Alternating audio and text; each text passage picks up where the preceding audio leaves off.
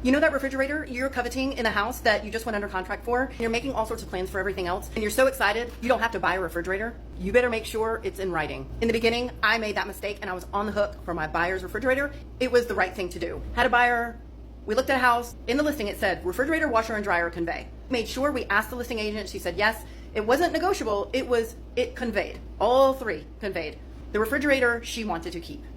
We talked about it a lot over the phone during the option period, and everything was set. We get close to the end of closing. Right before the final walkthrough, the listing agent texts me and says, a seller knows someone who wants to buy the refrigerator. Does your buyer still want it? I said, what?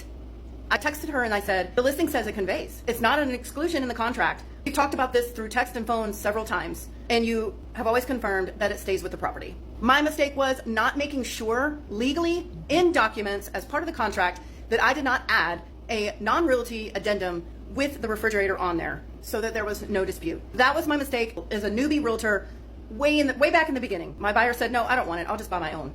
I told the listing agent, she was livid, and she said she wants it. She owes $300. I said, you know what? This was both of our miscommunication and mistake with each other, so I will give you $150 for it. I Venmoed $150 to the seller, and guess what? On final walkthrough, the refrigerator was in the house. So my mistake, always ask, always make sure you have documentation as part of the contract for anything that you want to stay in the house.